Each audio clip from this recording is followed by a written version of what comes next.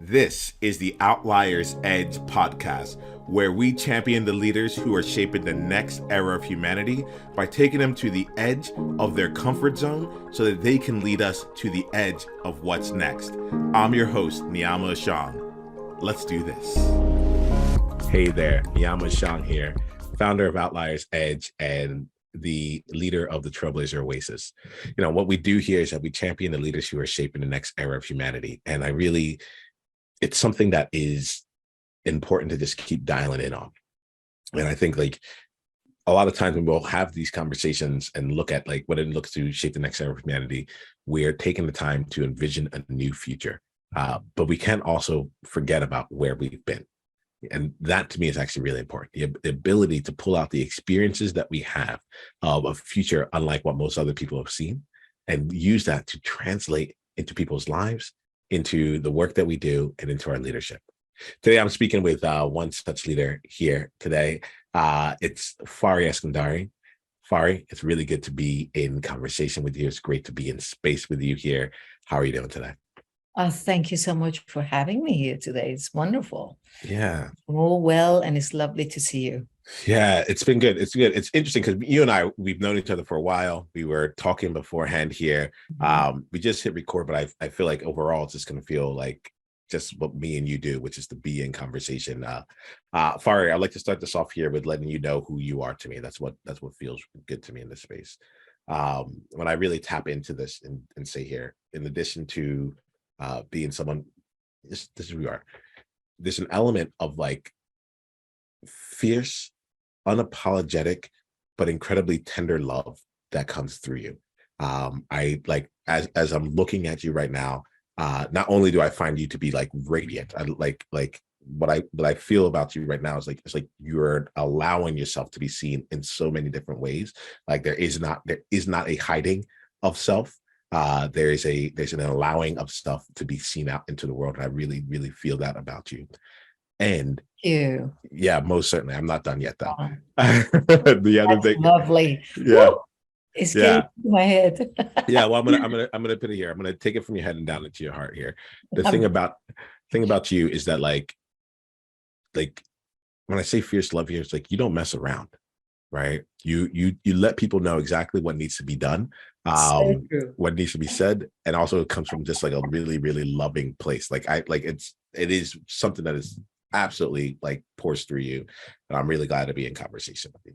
That's lovely. Thank you that you saw the truth about what I am and who I am. That's so meaningful to me. Thank you, Niiamah. Yeah, most certainly. I think it's interesting to me, and I know I was pouring this out here, and you're like, okay, I'm ready to talk about something else. I'm like, I get it. I get that it can be a bit uncomfortable when I come out from this place, and that's my story, right? My story is, it's a bit uncomfortable to have Niiamah share who you are to me, But I'm also clear that I want you to make sure that you know this, and I'll give you a chance if you want to. This conversation does not need any titles, does not need anything specific. But if you want to let people know what you do, what you stand for, and such, feel free to use take some time right now to tell us about who you are kind of externally. But we're really going to be focusing on you. We'll be focused on so much more of the inner stuff here than the external stuff. So if there's anything that's important from the external perspective, let's get it into the space right now. What would you love to share? I am known as Fari Transformation, and I chose that because I transformed me with lots of pain and agony and suffering and challenges. And I found my own gift within it all. So that's why Fari Transformation came my title, that it would allow others to see that when they say that, they can also ask, what can I do for them? And I'm a spiritual health and wellness coach. And I help. The idea of having a niche, it's just a bugger for me. But because I have to have it, I say 40 plus. But currently, I am coaching a guy at age 29 and the girl at age of 32. And then the other one, I think, is 30. So I will never say no to anybody that needs my help. But really, it's just to help people to find and gain clarity in their self-worth, self-love, self-respect. It's something that is lost in this world today. I don't want to say in this culture, in any culture is lost. And the imposter syndrome is on the rise. And I am one of those that I had that massively. And once I achieved the way to deal with it, is another thing that I love to deal with, imposter syndrome, depression. And it's nothing that it's never a quick fix. It's not that, oh, I get over imposter syndrome once and for all. Not such a thing. It comes and goes. It's like you eat food now, you get full. In a few hours, you get hungry and you have to eat again. That's what it is. And you have to work on it constantly. And that's what I take pride on doing with. Number one, I did it with myself. Number two, I'm doing it with clients and all over the world. And I do it through Zoom. And I've been a fitness trainer and a life coach for the last 30 years. And that's why now I got the shift of being the health and wellness coach that covers a massive variety. And that's what I am and what I do. Did I say it all? Fari, it's really great to be in space with you here, and in the ownership of that. One of the things that really struck me was when you're like, for the last 30 years, right? Like, you come with tremendous experience behind you. I really respect you for the way that, like, when you do something, it comes with this like a level of both expertise, and again, here goes like the love. Like, I will stand up. You gave me a chance to experience this like one time with you, like a fitness thing that changed things. Every time I stand up, I think about you because of that conversation. I do, because of the level of clarity that you had around, like, here goes what's happening inside your body, here goes what's taking place, and your ability to actually communicate that in a way that not only like no one else had ever said before to me, but in a way that like I felt like I got to know me through it. I'm like, oh, this is what I'm actually doing. So I really just it's great to hear like the wealth of experience that you bring with you in everything you do. Thank you. Yeah, most certainly. I think there's a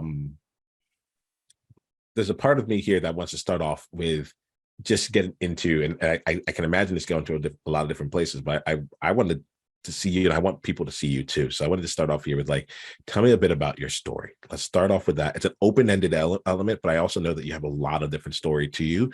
So I want to start there, and then we'll see where we go. Like, let's start off here. Tell me a little about your story. My story as of like when I worked, everything about my childhood and everything. Is that what you want to know? Yeah. So let's say this here. So right now you're Fari transformation, right? Yeah. And transformation is not Fari learning, it's not even Fari growth, right? It's Fari transformation. So tell me about the significance of that. Like, tell me, like, through a bit of your journey, to help me see like the transformation part of that for you. Okay. I used to be Fari Fitness, changed to Fari Transformation. Fitness is what I breathe on. And being a fitness trainer, from the time I was born, I inherited the genes of my father. He was an athlete of his own time, massive. And my father died 20 years ago at the age of 105. I think Labor Day is his, anniversary. So, yes, I got that from him, and I've always worked out. But I was so sad, depressed, unhappy growing up. And I come from Iran. I was born in Iran and raised in Iran until I was 20. And I was so devastated growing up from the family that I became a very fat kid. I mean, when I say fat, I mean a capital F, capital A, and 5 T's, not even double T's. I was 205 pounds, I think, by the time I probably was 12, 14. I don't remember, something like that. And I'm not tall. I'm only 5. What am I? Just under 5'5". just under 5 pounds. So anyway, I always wanted to work out, but I was allowed to do the swimming in the house because we had the pool and blah, blah, but I couldn't do what I wanted to do. My mother wouldn't allow me. And she said, the school called her, and then in high school, and they said, she is unbelievable in volleyball. She's just incredible. Let her get into it, and she's going to make huge change. And my mother said, absolutely not. I lose control over her, she said. That's exactly the word and the sentence. So that continued. I wanted to play tennis. She wouldn't let me because she wanted to be able to control me. And it was a massive family that we had. Fast forward, I go to England at the age of 20. And I was working out in the rain, and it was pouring with rain. There was no, those days they wouldn't say wear proper shoes and all of that. I did all of it that you can think of with the wrong shoe, with clocks on my feet and no back support. I'd be jogging, running, and just doing all of that. Within the first 9 months of being in London, because I wanted to be so active, I lost like 50 pounds, and the fitness became like, yeah, this is what you want to be. And in England, I started playing tennis because I could do it. There was nobody there to control me anymore. Squash, tennis, swimming, jogging, all that became like my best friend. And as I lost the weight, 50 pounds, it continued. 14 years later, I left England and I came here to America, and it's now 30. December will be 31 years since I've been to Los Angeles. And I very much believe in my spirituality and my prayers. And through my prayers, literally, I found my way that I need to be a trainer. And I became a trainer. It wasn't easy here in America. They told me many times that the big fishes would eat the small fishes. And many places, then my skin naturally is dark. I'm not a white person, and I'm the darkest in the family. So imagine this is my color of skin, and my hair was jet black, a ton of hair down to my waistline. Anywhere I went, they said, no, you have a thick accent, you're too dark, and you're too short, and you will never make it as a trainer. And in here, literally 7 or 8 times I was told that they are looking for the blonde ones, skinny ones, that they want to become an actresses and actors, and they become trainers in order to be training the producers and be found that way. You're never going to have a space. And I just kept on hearing the message that I had in my head and heart. And it was the message that I got from the above, that this is, you need to do it. And I continue to do it. I had so much obstacle on my ways, and I kept on going, and I fought it, and I never listened. It was hurting me. It was bothering me. It made me very angry, but I kept on going. And to cut the story short, I got hired by this man who was my martial art teacher. And then he hired me, and his name is Billy Blanks, and it's with Taibo all over the world. And I was one of his Taibo girls, and I have all my pictures and everything while I'm kicking and punching and all of that with Billy. And that went on for quite a few years. And then my way was open to do more of a Pilates and the yoga and the kickboxing. So I moved from Billy, and I went to this other place that I had been my own office, and I became a fitness trainer, but the person that everyone wanted to talk to me. And I thought, why these guys with that much power that they have, they come ask my opinion. And one of them, who to this day is my client, he said, your words are so authentic. And I said, wait, what is authentic? What does that mean? And he had to break it down, because English is not my first language, And he said, oh, once I understood what he said, I said, really? Because there are no games in you. You say it like it is. How many times you've told me to go and piss off?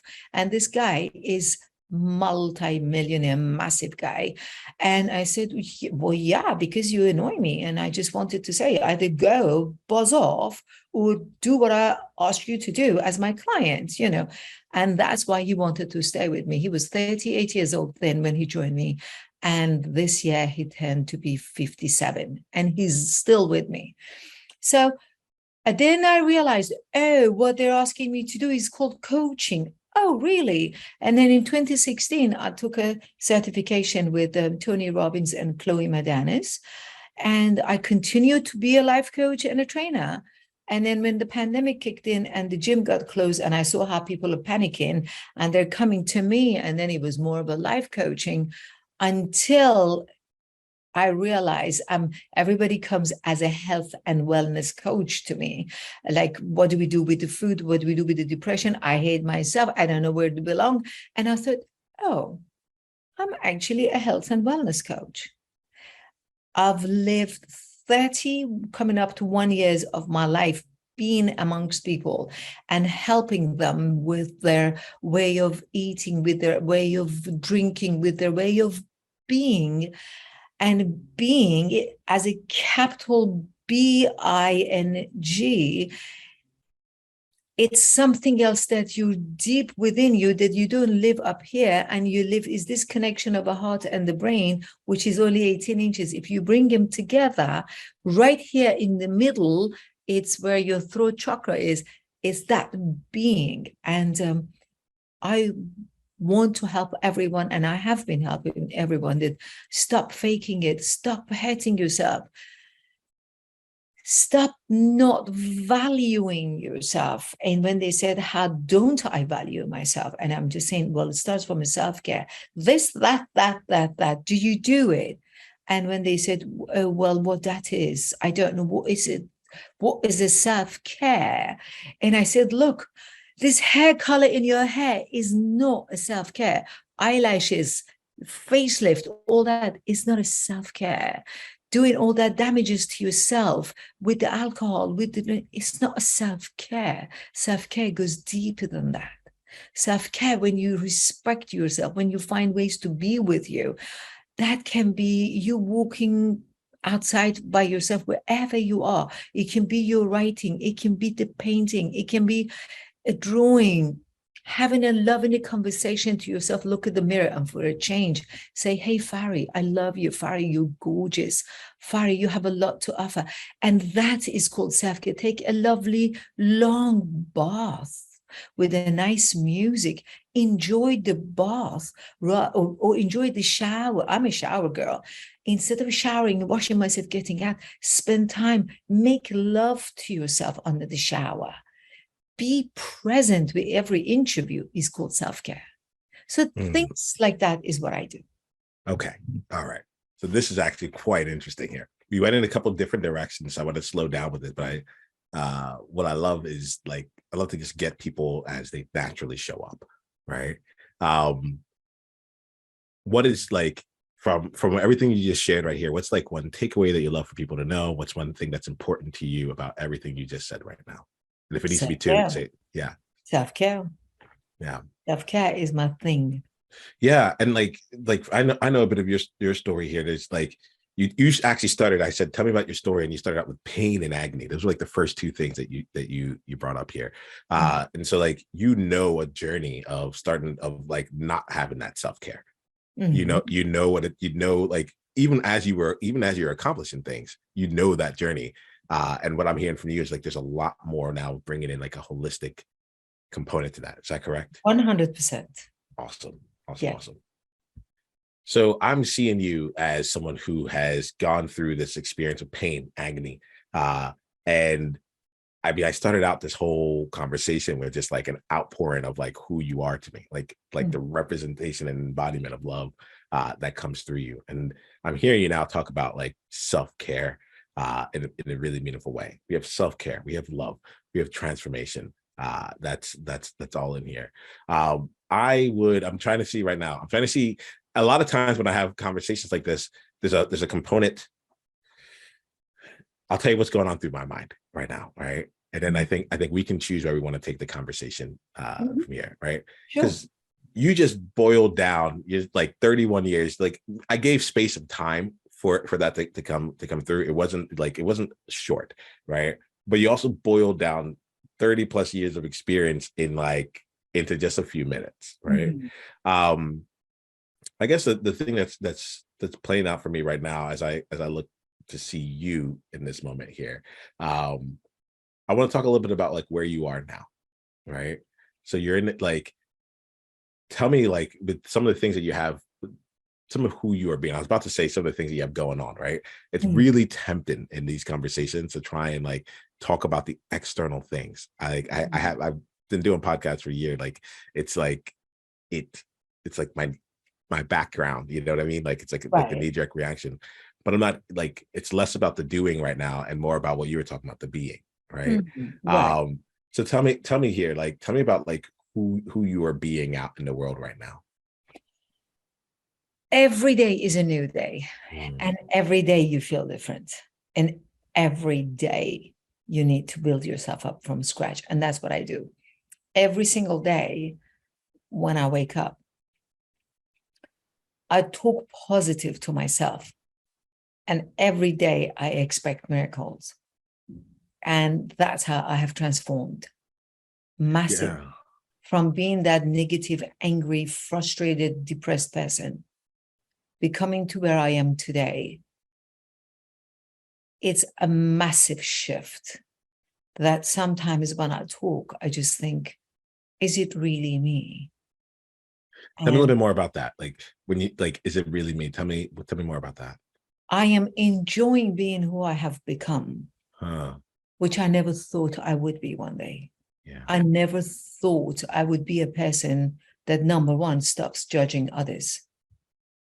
And with that judgmental mentality that I had, that it was all coming from depression and anger, it has made me feel like I stopped myself and look, and I just said, is this really me? And I love the new version of me. The minute I want to say something negative about you in my own head and heart, I see this little Fari standing on the side, and is just looking at me, and is just doing this, hey, no, no, no, you can't go there. And I said, oh yeah, that's judgment. Okay, stop. And I stopped wasting all that energy that I wasted for years and years judging others. And it's a fabulous way of saving that energy for myself and reversing it. And instead of say, oh my God, Niiamah looks like this and that and that, I said, wow, Niiamah is gorgeous, Niiamah is handsome. And I make myself to turn that into a positive acknowledgement. I gotta let you know here. I know you were just bringing up the Niiamah is gorgeous, which felt good to hear, right? Like I know you're bringing it up as an example, an illustration, right? Maybe not even And an you example. are, darling, and you are. Trust me, Fari, I was taking it in. I'm like, Good. I am handsome, right? But as you were saying it was also I making me love your think. smile. Oh, Your thank smile you. is always life-giving. When you smile, and especially when I see you singing and all that, I say, that's my boy. That's Yeah, good. I appreciate it because something happened when you said that. Like it took me back to some of our conversations, and in this space, I'm always looking at like, what is it that makes this person powerful for me? Like, what is the thing out there where most people may not even know, like, why this person is so amazing? And when you just brought up that illustration there, it took me back to some of the conversations we've had, and some of the things that showed up for me when I think about it is you're one of the first people in my life who believed in me from a physical standpoint. 100%. And I really want to make sure I'm saying that, because I think when I think about you and your experience and the experience of transformation that I've had as a result of you being in my life, like it wasn't about the how do I physically look in terms of being like gorgeous and handsome, which I will receive, or I am receiving. Let me not leave it to another time. But there I can track back conversations that have led to a few things. For about 3 years, I hadn't lost like a single pound. I kept like going back and forth in my weight. And over the last few weeks, I've actually lost weight. And there was something about like, Congratulations. thank you very much. But There's something about you in the way that in our conversations that helped me like recognize like, oh, I remember what it was. I'm like, I want to lose, like, I forget what it was. Like I made up a number. I think it was like 75 pounds. I'm like, this would be my target. You're like, oh yeah, we got you. And it like this time next year, like we can be in that space. And it was just like such a level of acceptance and abundance, and there was no force in it, but it was just a very powerful, like, very powerful acknowledgement without without it having to be misery. That was the other part thing. I was like, I'm not in for misery. Like pain, agony. I'm not doing that. And you're like, it doesn't need to be that for you. So I want to make sure that I share this right now with you, because it's something that's been really meaningful for me, and part of the reason why I wanted to make sure that we had this conversation. Yeah. I went on ironic you say that, because I think it was a couple of days ago that I went on Instagram and I think TikTok, and I said, don't force anything. When you force weight loss, when you force relationship, you force friendship, it'll be a failure. Don't force anything. Appreciate it, but don't force it. Say the last bit again.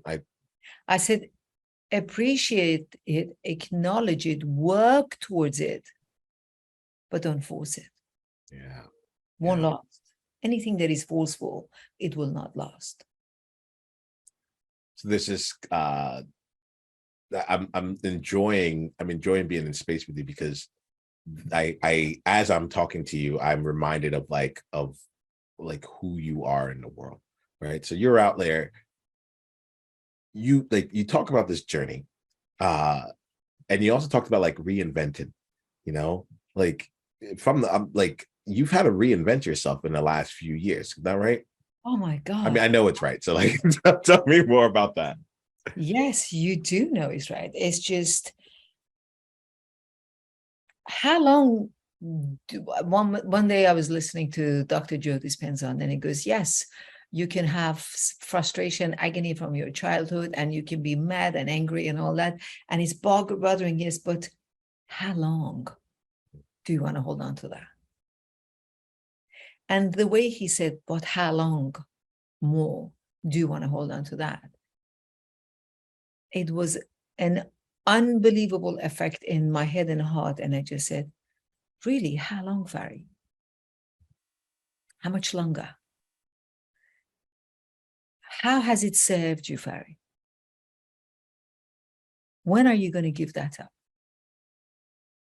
And exactly in that moment, I started reading the book of Byron Katie, Loving What Is. And I did the work, and it was like a complete shift on me of recognizing how much I have been addicted to be miserable, to be sad, to be depressed, to be angry, and how difficult it has been to hold on to it, and how easy it was to undo this whole thing. It's like, you have onions and you keep on peeling the things. It was time for me to peel off all of that, to get to the core of my being, which is who I am, the transformed Fari today. And look, I don't have a PhD. I don't even have a bachelor degree from anywhere in this country. But I have a PhD of all A+ from life. Oh, yeah. And that is not given to you easily. You have to earn it. Not even the Harvard University can give that to you, but life itself. And that's like that. That's the thing about you, Fari, for me. I feel like you have lived a tremendous life. There, we're gonna have to start completing this conversation for today. But it's interesting because I wanted to talk about your story, because I'm I know you have a tremendous story. I know that it's not been easy for you to be where you are right now. Never. Yes. And when you say never, I mean, it has never been easy, but you're right. That's what I'm saying. No, I know. That's right. I'm yes. I'm like from your story, it's like it really hasn't been it's never been easy. Even going back to I just want to go play volleyball, and people are telling me that I'm great at this, and I know that I am. To be stopped there. So I look at you, and I'm like, for me, I think I just want. There's just so much of your story. It's not so much your story is so powerful, and it's not one story. I give a quick story to tell you. Also in London, I was married, and we were playing indoor tennis court. It's called David David Lloyd, the Okay. tennis court that they started it. And we were playing inside, and I was rallying with my ex-husband and 3 other guys, and the best of 5 would stay and go. So I was staying and playing. It was the Wimbledon time. Next court to me, and I see this guy is playing, but his courts are big, so you can't see who's who.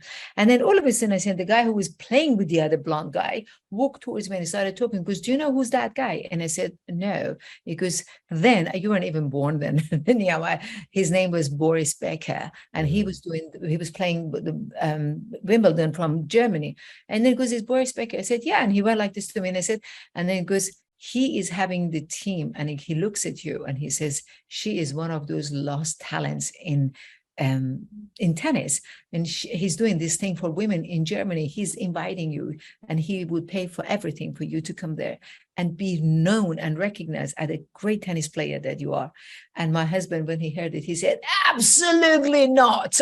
I was so jealous, and he wouldn't talk to me for 2 weeks, but he wouldn't let me go because he was so jealous. And I was really, really good at everything that I did when it came to sports, but I was being limited, and nobody ever let me be anything, So that's what I Okay. have to say. Yeah, no, okay, but we can't just leave it there, because I like that's the beginning of a story. Now, because it also kind of speaks to a bit of the transformation here, right? So I'm hearing from you, when it came to sports, when it came to things that like you have talent, like you're talent, like you talked about Taibo, like it doesn't, not everyone gets in on that, you have, when you enter into a realm, like you enter into like the highest echelons just based on your talent. People recognize you and they notice there's something different, and there's something there. Oh, okay, sorry, what's coming for me is like, it's like this element of like as I'm speaking to you, I'm like, okay, you're done being a lost talent. That oh, this could have been, I also feel like you're done having other people tell you what you can, like basically try and exert their control over you in any way. That's right. So like there are, and I also see you, and this is, I think, one of the most like exhilarating things about being in conversation with you right now and others. I see you like taking the center stage, and to be in that space and letting it be known that like, yes, I'm great at tennis, and whatever, and like if tennis is a metaphor for your life and their self-care and the transformation you're on, I'm great at that as well. Fari, I'm grateful for you, right? Thank you. I recognize that there's more to there's not more to unpack. And I think the thing for you is, the thing I get about you from being experienced with you is like, you have, not only do you have tremendous experience in life, you're a great storyteller. You remember these stories, right? And they're like naturally compelling and gripping. So please don't lose any of that, right? Like know that your storytelling plays a role. Like I remember and I hold on to. I have a number of Fari stories planted somewhere in my mind here. That's wonderful. Yeah. Well, what I wanted to tell you is that, when you say I was great at tennis or great at volleyball, if we all look at ourselves, this is what I want to ingrain in people and my clients, is that it wasn't that I was just great as this and great at that, and I was doing like unbelievable, whatever I did in sport, I always won and I always did it best. At the age of 46, I got black belt in Taekwondo. I mean, go figure that out. But it's just that what has taught me is that, and every one of us is, it's not that I'm being selfish to say that, is the greatness within me in everything that I do. Yes. The greatness in you and everything that you do. And if every single one of us dig deep and see the greatness in everything that we have and we do, not materialistic, a thing that I say, what's within you, and you find your own greatness, number one is that you will always be happy and you will transform deeply and massively. And the best of it is that you never judge anymore, because you're aware of your greatness. Greatness doesn't look at negativity of somebody else, doesn't see it, doesn't exist. Greatness sees everything great. Does that make sense? Does it make sense to you? Yeah, massively. Yeah. It speaks, I'm speaking from my heart right now. I feel it. I feel it. I think you really, really nailed it. I'm getting, it's touching my heart right now. Yeah. And it's The heart because, to heart, you see, it's a yeah, heart to heart story. that element of like, of greatness, right? Because that's what I hear in you. Like, that's what I see in you. That's what I experience in you. And I want to let you know that, like, what I get about you is that, like, you're great. Like, you're in greatness right now, and I know that even greater things are coming from that, and I'm with you every step of that way. Thank you very much. Yeah, most certainly. There's something here.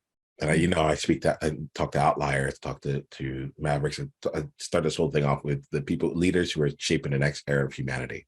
And when you talk about, like, that greatness that's within, like, that's all that this is all about. This is the reason I have these conversations. Just like, how do we help people bring whatever that natural greatness that is within themselves, and help us stop being stifled, help us stop trying to be controlled by others, like because it's and to help them, like, in their greatness, help other people find, accept, and embrace the natural greatness that is in them.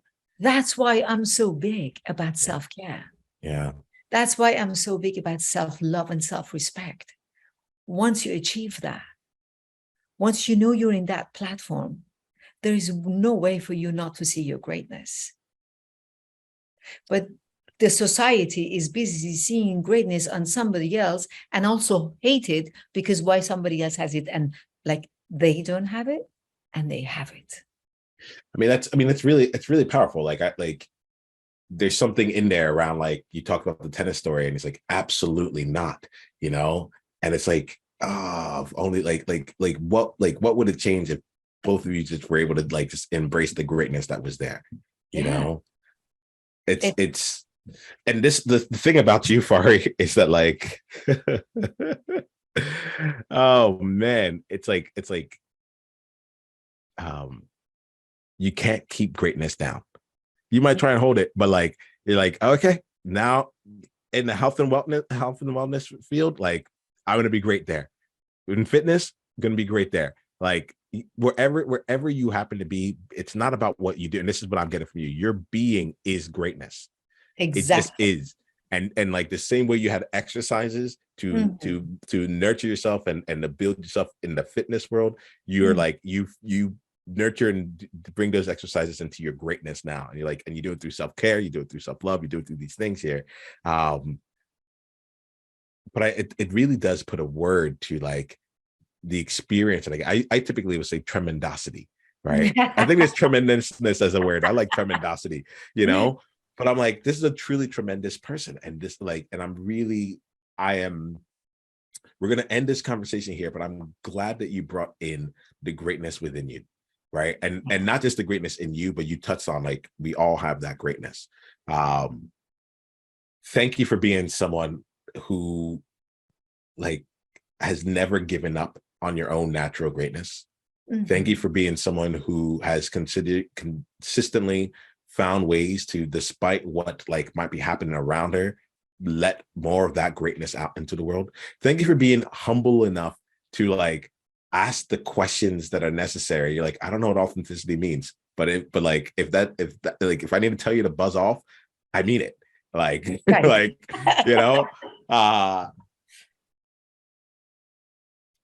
Thank you. And one of the other things that I talk about greatness that I want everyone to see it, when a person is addicted and is uncomfortable, they are far away from their greatness. When a person is heavy and they are unhappy with themselves, but they lie to themselves, they say, oh, we're good, we're exactly fine to be the size that we are, they have walked away from their greatness. The addiction has taken away from their greatness. The person that is addicted to heroin and a person that is addicted to too much food is the same concept, comes from the same spot in the brain. And then a path towards the path for you, what would you say is the path toward them going back to towards their greatness? And I want to lead them and guide them and mentor them towards their own greatness. My greatness is mine. Yours is yours. But I want to go and find, that's what I said, I want to help those that they feel lost. Yeah. And so let me ask you this here, Fari, because I believe in our work here as being a beacon, right? You're here today in this conversation. I'm actually noticing the time here. So I want to make sure that you can get that we're good. But for anyone that wants to, that found you, that felt lost, and now they found you, for anyone that's like, I'm ready to tap into this greatness. I want to go down my own self-love journey. I'm tired of the pain and agony, and I need someone who understands me to help me move forward. Like, how can people continue the conversation with you? Very simple. My email, fari@faritransformation.com. Perfect. They can always send me this. Is my name, FS Frank, ARI, fari@faritransformation.com is the simplest way. Or they can go on Fari Transformation, www.faritransformation.com. No space, Fari Transformation, one word. Awesome. Well, Fari and Fari Transformation, it's great being in space with you here. I really respect you, and we'll go on from there. All right. I respect you and I love you. Thank you for having me. Most Bye certainly. Bye. We're just getting started. Take 10 seconds to think about your greatest insight from today's conversation. And if you're ready to go and bring this to a deeper, more applicable level for you, come and join us in an upcoming masterclass. Go to outliersedge.com/masterclass to be coached live and to bring your aspirations, your goals, and your challenges and have them handled in real time. This is high flame, high impact, high transformation. Go to outliersedge.com/masterclass and come experience your next level of leadership.